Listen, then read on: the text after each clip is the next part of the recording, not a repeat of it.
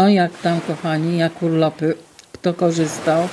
Kto był nad wodą jakąś? Ja uwielbiam jeździć nad morzem, ale no niestety od dawna nie byłam i pewnie jeszcze długo nie pojadę. Ze względów zdrowotnych, chociaż pasjami uwielbiałam łazić po plaży, taplać się nogami, stopami w wodzie i obserwować morze. Obojętnie o której porze, bo nawet w środku dnia, kiedy niby tutaj, gdzie mieszkam, jest upał, to nad morzem nawet przy 30 stopniach tego się tak nie czuje. To co, dzisiaj namalujmy jakieś morze. Kto był nad morzem ostatnio? Kto lubi morze? Kogo uspokaja, a kogo denerwuje? Mówcie tu zaraz. Zaczynamy. Jeśli jesteście pierwszy raz na tym kanale, to bardzo serdecznie zachęcam do kliknięcia tam w subskrypcję, do oglądania całych filmów, do przejrzenia tego, co wcześniej tworzyłam. Wszystko, co możecie zobaczyć na moim kanale, dotyczy w jakiś sposób sztuki, w jakiś sposób tworzenia, malarstwa. Dzień dobry, witam Was serdecznie na moim kanale. Ja jestem Daria i jesteście na kanale W Cieniu Sztuki. Zapraszam dzisiaj na test papieru akwarelowego 100% bawełny. Ten papier kupiłam w Empiku. Wzięłam 2 gramatury. Dzisiaj sprawdzimy ten. A w jakimś innym filmie kolejnym. Może zobaczycie tutaj fakturę, jaką to ma. Całkiem przyjemny w dotyku. Dosyć taki gęsty, ciężki. Bardzo gruby. No myślę, że przy takim normalnym malarstwie codziennym, że się tak wyrażę, można spróbować się zabawić z tym papierem. Dobra, rozrysowałam tutaj jakiś horyzont i nakładam szpachelką dosyć grubą warstwę farby. Nabieram ją prosto z palety, tak żeby sporo tego pigmentu tam pozostało na papierze. Kolory oczywiście, no wcześniej tam mam rozmalówkę na palecie, w związku z tym widzę, który kolor nakładam, także nie kładźcie w ciemno byle czego, byle nałożyć. Po prostu wybierzcie kolory, które chcecie używać, albo malujcie ze mną w tych kolorach, co ja tam mam. Tej farby sporo tam muszę wydłubać, ponieważ ona jest dosyć sztywna, już wyschła dawno, dosyć twarda, w związku z tym no, nawet namoczenie jej nie powoduje, że ona jest mięciutka. Następnym punktem jest żółć wołowa. Ta żółć wołowa spowoduje, że ten pigment będzie trochę lepiej płynął. Ja mam rozcieńczoną tą żółć z wodą i po prostu pryskam te krechy, które tam namalowałam szpachelką. To się od razu natychmiast aktywuje i zaczyna powolutku płynąć. Nie przejmuję się, w którą stronę to będzie płynęło, po prostu nadaję kierunek poprzez ruch ręki i ruszanie papierem, tak?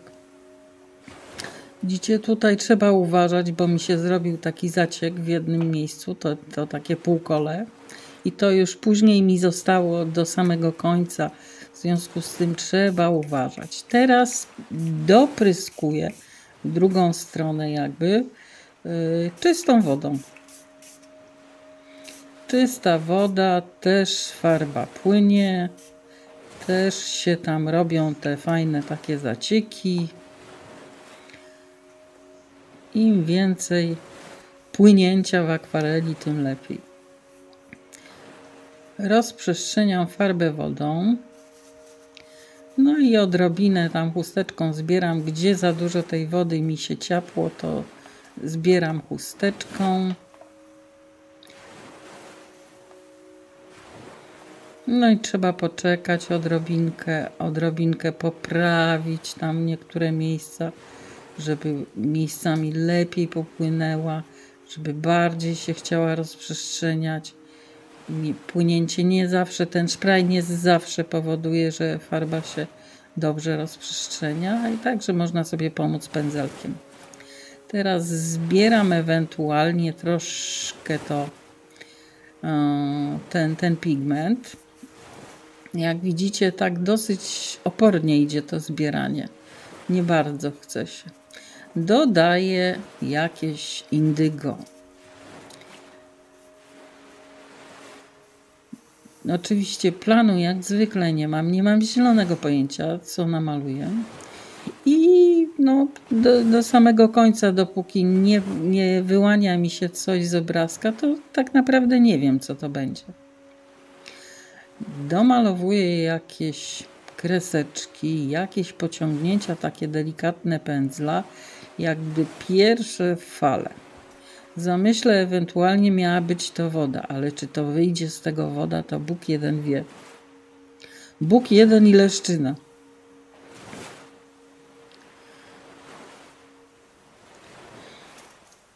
Pędzel mam taki dosyć duży, dosyć szeroki. W związku z tym, no dobrze, że on ma taki czubeczek porządny. W związku z tym, no ta precyzja będzie trochę mniejsza, ale to uważam, że to akurat w tym wypadku przy wodzie nie jest najważniejsza precyzja. No i znowu, tam gdzie coś niedomalowane, to podciągam, gdzie coś brakuje, to trzeba domalować. Jak widzicie, farba się nie zbiera tak, że jak wsiąknęło w tę bawełnę, jak już w pigment wsiąknął, to już koniec. Biorę teraz taki stary pędzel szczecinowy, szczeciniak. I ten szczeciniak, słuchajcie, on to jest bardzo nieprecyzyjny i zostawia tylko takie lekkie ciapulki, takie plameczki malutkie. Dzięki temu, no zobaczcie, 3 ruchy ręką i mamy drzewka z tyłu. Ciap, ciap, ciap i już, no, namalowane.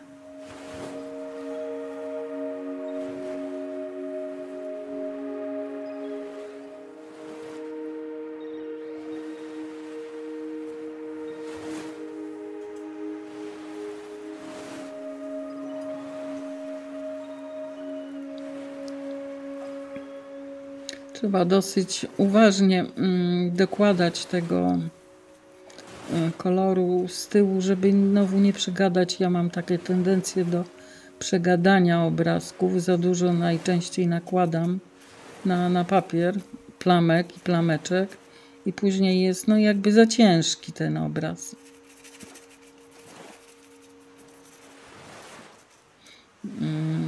Muszę się nauczyć zostawiać więcej bieli na papierze, bo to jest podstawa w akwareli, a ja tak potrafię, tak maziać, tak mnie poniesie zawsze, że później nie mogę tego, no już się nie da usunąć.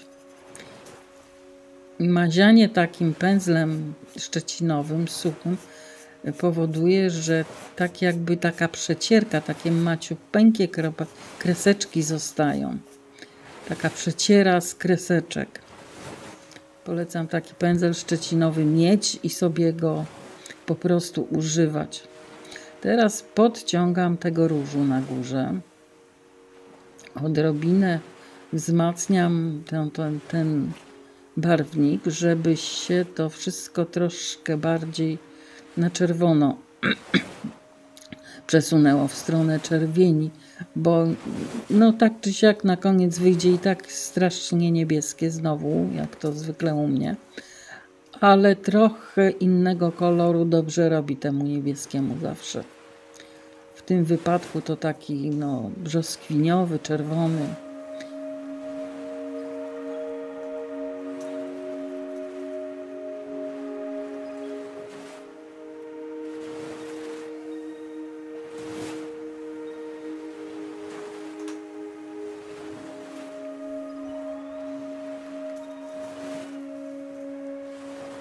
To już wyschło. Kolejny etap mamy. Teraz biorę, słuchajcie, sznureczki. To są lniane sznurki, takie szpagat tak zwany. Te sznurki szpagatowe potnę na takie krótsze odcinki, na długość papieru. I chciałabym je tutaj jako fakturę trochę użyć. Do tego oczywiście folia, żeby to wszystko przytrzymać na miejscu. No i zobaczymy, co to będzie z tego widać. Czy w ogóle się coś odbije, czy nie.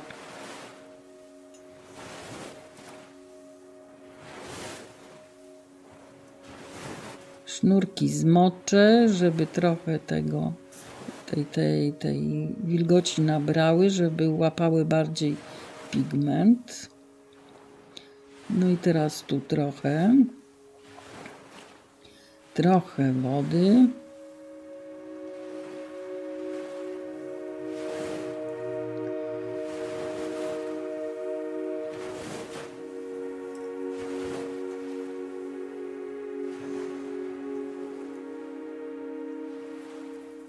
On mi nie pokaleczy w żaden sposób tego, co zrobiłam tam pod spodem. No i znowu jakiś niebieski i jakaś ultramaryna.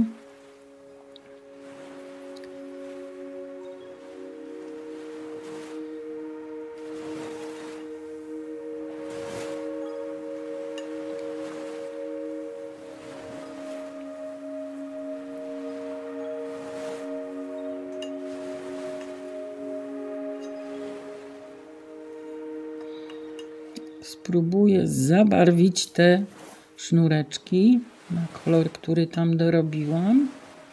Ale czy to wystarczy, czy co mi się odbije, to nie wiem. Z tej bawełny dosyć trudno się myje. Więc no, to taki ryzyk fizyk ciągle na tym nowym papierze. Uciapam. A później i tak nic nie widać.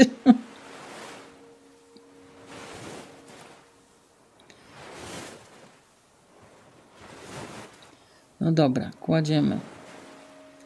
Najpierw zabawa w pojedyncze sznurki.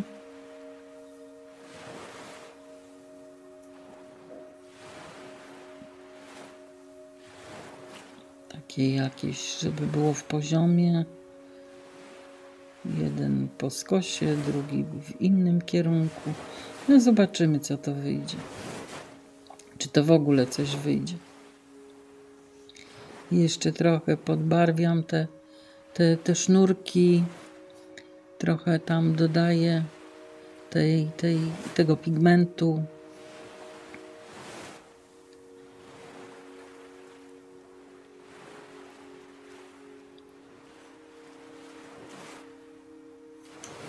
O, ciapnęło się, ale to wiecie, chusteczka i nie ma śladu tam.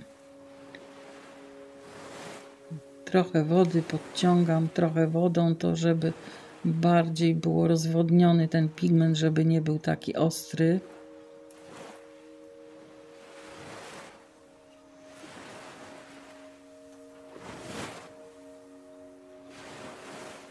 No i teraz foliuwa. Na dole znowu dodaję odrobinę pigmentu, żeby to było inne. Na dole już nie daję tych sznurków. Przyciskam trochę tą foliówę tak, żeby kształtów jakiś tam nabrała.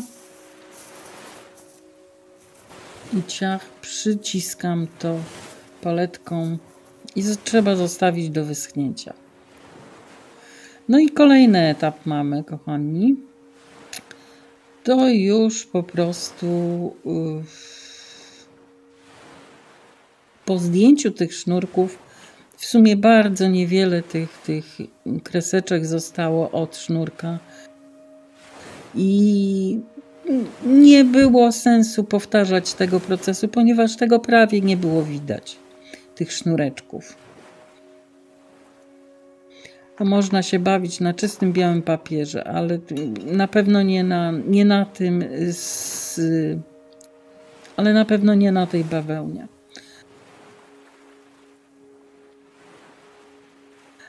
Teraz biorę po prostu biały gwasz, żeby wzmocnić to światło na wierzchu fal. Będę dodawać tej bieli gwaszowej.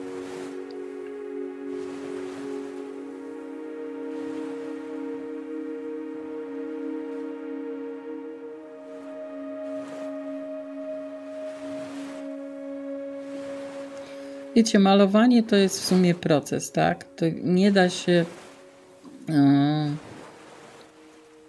zaplanować wszystkiego na 100%, bo to nie maszyna. Człowiek myśli po drodze w trakcie malowania, kombinuje po drodze w trakcie malowania i to jest właśnie piękne, to, że możemy uruchamiać mózgownicę przy malowaniu. Nie wiem, czy wiecie, ale jest taka dziedzina, nie wiem, czy to medycynie można nazwać. No, w każdym razie jest takie coś, to się nazywa w psychologii art terapia i te osoby, które mają problemy z myśleniem, czy problemy poznawcze, to właśnie poprzez sztukę poszerzają swój zakres myślenia. Także polecam serdecznie wszelkiego rodzaju prace manualne właśnie na to, żeby się rozwijać. Jeżeli macie na przykład rodziców czy dziadków, to usiądźcie z nimi kiedyś i pomalujcie. Kupcie jakiekolwiek akwarele. To już naprawdę przy takich pracach nie ma znaczenia jakość akwareli, tylko po prostu po to, żeby się z nimi pobawić. Po pierwsze, będziecie przebywać z nimi, to oni się będą lepiej czuć. Po drugie, będziecie w ten sposób rozwijać ich zdolności poznawcze, tak? Ta warstwa wyschła i następny etap, za który się biorę, to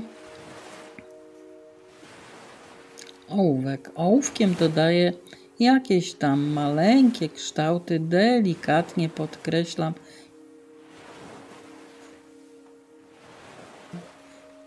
Niby krzaki z tyłu, niby drzewa, jakieś coś tam gałązki dodaję. Coś, żeby tam mignęło, że jest. Żadnych wyraźnych kształtów, żadnych takich poważnych rysunków, żadnego światłocienia, broń Boże, tam z tyłu nie trzeba dodawać.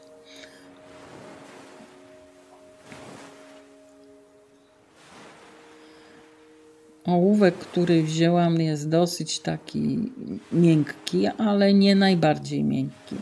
No na pewno takie 2B to już może być ciutkę za miękko. Ja stosuję przeważnie ołówek B, bo tak najbardziej lubię ten numer. HB już dla mnie jest za twardy. A teraz ptaszyny, jakieś ptactwo z tyłu. Jakieś odrobina tych latających przyjaciół trzeba tam dodać. Też nie za dużo, też nie za mocno. To ma tylko mrygnąć. Tam mają się pojawić tylko delikatne plameczki, że coś tam jest. No, tym razem już maluję po nocy, ponieważ w dzień się nie da przeżyć niczego, ale w nocy jakaś temperatura w pracowni jest w miarę przeżywalna. W dzień nie da się nagrywać niestety, dlatego tak oklapłam przy tych nagrywkach. Nie dosyć, że zdrowotnie tutaj się wiele posypało, to jeszcze na dokładkę te temperatury mnie wykańczają. Teraz wzięłam jakieś, chyba to sakura czy kuretaka, nieważne. W każdym razie jakiś cienkopisik i delikatnie podkreślam same pnie, te pionowe. Nie podkreślam już za dużo tych gałęzi z tyłu. Tylko ptaszynka i pionowe, co po niektóre drzewka.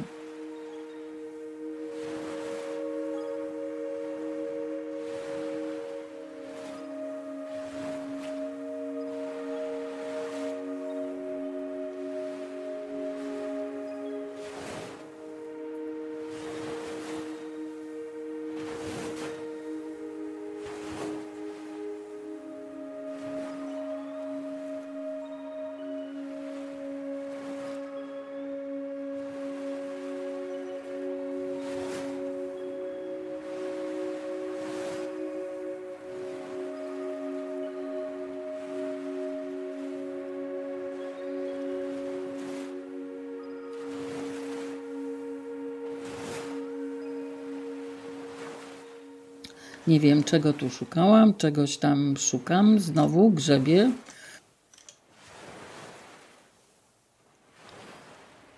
I na cholerę mi ten pędzel nie wiadomo. Myśli, pani myśli. Aha. I znowu jedziemy szczeciniakiem. Znowu odrobina farby. Chusteczka do odsączania. Ponieważ ten szczeciniak może zostawiać takie dosyć ostre plamy, znaczy ostre w sensie zbyt duże, jak się tam nabierze na niego więcej farby, to on może po prostu za mocno plamić, dlatego trzeba go odcisnąć, żeby on był na wpół suchy. I to dotykanie, widzicie, polega na takim pocieraniu, to wtedy ta plamka, która tam z tyłu się osadza, pigment, który się osadza na papierze, nie jest taki wyraźny, tylko takie rozmazane, delikatne plameczki. Gąbką czy innym pędzlem tego się nie da osiągnąć. O, teraz się zrobiły za mocne te plamy w dwóch miejscach. Pędzel był za mocno przycisnęłam i są dosyć wyraźne plamy. O tym mówię właśnie, że dlatego trzeba odsączać. Pędzel był za słabo odsączony i tak się zrobiło. To tam później można ograć, to nie jest problem, nie? Ale mówię, że coś takiego może się zrobić. Dlatego trzeba uważać.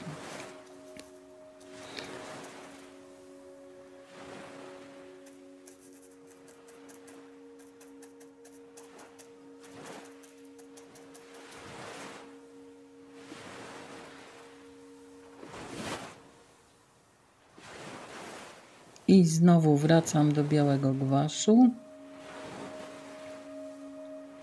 Poprawiam horyzont. Tam z tyłu na horyzoncie dobrze, jak sama linia horyzontu mrugnie odrobinę na biało. I to też nie taką równą krechą, białą równą krechą od linijki, broń Boże, tylko żeby gdzieniegdzie coś tam mrygnęło białego. Jeżeli to się nie uda osiągnąć w trakcie malowania z samą farbą, że zostawicie tam odrobinę białego papieru, to wtedy właśnie wspomagamy się białym gwaszem i nie ma problemu. Bo to nie musi być bardzo wyraźna krecha. Jak mi się tam za dużo tego gwaszu da, no to ja zawsze mam taki odruch już. Wspomaganie paluchem i po balu. Nie ma problemu wtedy. Pędzelek, który teraz wzięłam, to cienizna jakaś, cieniusieńki pędzelek. Pewnie jakaś chińszczyzna albo Winsor.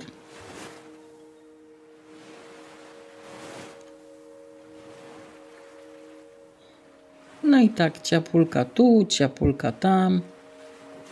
Odrobinę tej bieli.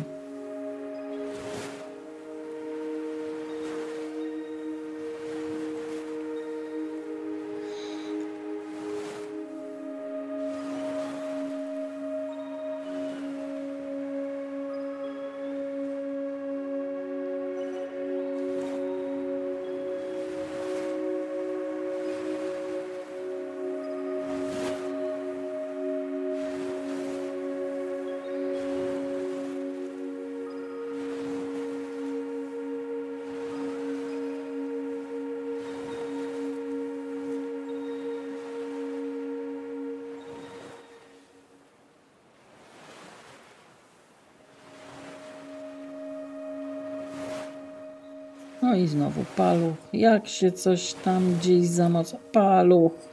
Ja to robię bezpardonowo. Słuchajcie, nawet olejem jak malowałam, to te paluchy non-stop gdzieś tam w użyciu miałam. Tak mam. No, lubię malować paluchami. Może dlatego pastele tak lubię, bo tam się dużo paluchami maluje.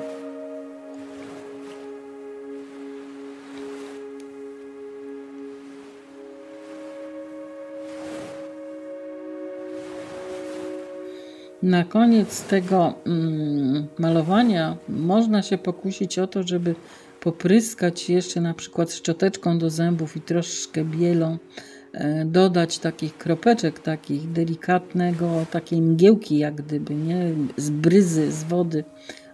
Ale ja tego tutaj już nie robiłam, ale mówię, że można by było ewentualnie, że to nie zaszkodzi, tylko trzeba górę zasłonić, tak gdzieś do połowy zasłonić absolutnie ten obrazek, żeby tylko pryskać tam gdzieś na dole przy tych dolnych partiach.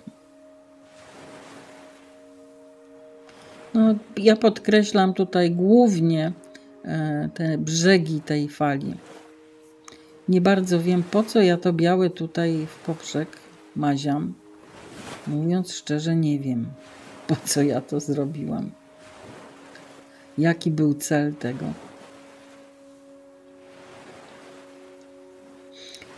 Zauważcie, że jak się waszem maluje, obojętne czy to akrylowym, czy zwykłym, to on jednak siada. Zwłaszcza na tej bawełnie będzie siadał. Zresztą na każdym papierze gwasz siada, czyli robi się prawie natychmiast, w dosyć szybkim tempie, robi się ciemniejszy. Ta poprzeczna smuga białego to jest właśnie to miejsce, gdzie mi się tam wylała farba w ten półokrąg. Widzicie, do końca zostaje taki jakiś ślad.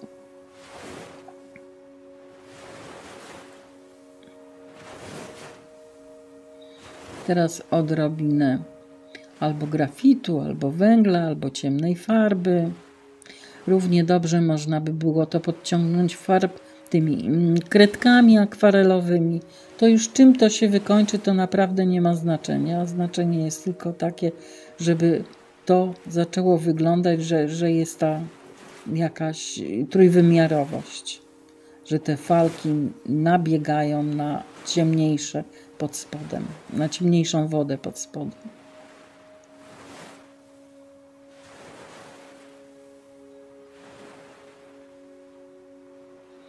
No i od nowa paluch, palcing.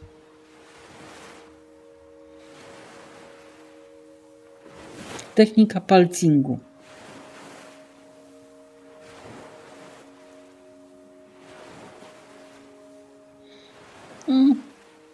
W zasadzie można powiedzieć, że zbliżamy się do końca. Dziękuję Wam, kochani, że byliście ze mną, że oglądaliście ten film. Będę wdzięczna za wszystkie Wasze reakcje, za komentarze, za wspomaganie, za wszystkie Wasze uśmieszki, serduszka, łapeczki. Przede wszystkim klikajcie. Klikajcie, co się tam da, gdzie się da. Każde Wasze kliknięcie to YouTube odczytuje jako reakcję widzów, czyli że film się podobał i że warto go polecać dalej. Film się nie musi podobać, wiecie, w sensie takim, że coś ładne. Film musi wywoływać reakcję dla YouTube'a. Im mniej tym reakcji, tym gorzej jest indeksowany taki film. Dlatego zawsze wszyscy proszą Was o reakcję.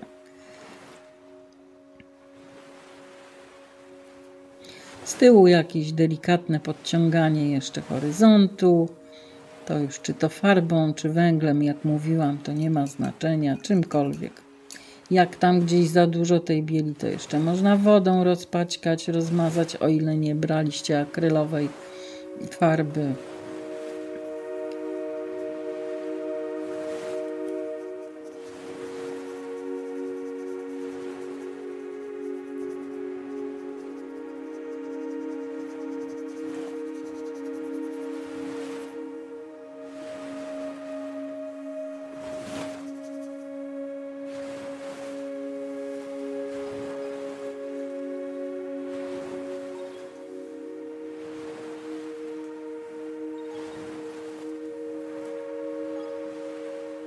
No i tu na tym etapie trzeba uważać, żeby znowu wszystkiego nie zamazać, nie?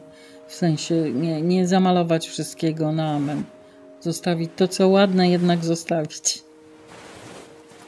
I to w zasadzie byłoby na tyle. Praca skończona.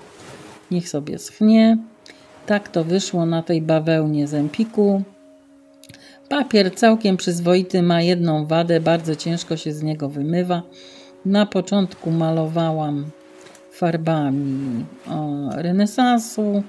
Teraz tutaj drugi etap był farbami Aquariusa, szmala i węgiel i gwasz. Grafit, węgiel i biały gwasz. Dziękuję Wam serdecznie, kochani. To wszystko na dzisiaj. Mam nadzieję, że się podobało. Teraz oczywiście ustawienia do miniaturki. Najważniejszy punkt programu. To wszystko. Dziękuję Wam serdecznie. Trzymajcie się cieplutko. Reagujcie na wszystkie moje filmy. Oglądajcie inne. Oglądajcie gdzieś w tle. Nie musicie wszystkiego słuchać. Po prostu wyłączcie dźwięk i puśćcie sobie gdzieś w tle. Niech to leci. Dla YouTube'a efekt będzie ten sam. Do miłego, do zobaczenia, buziaczki. Pa, pa, pa, pa, pa.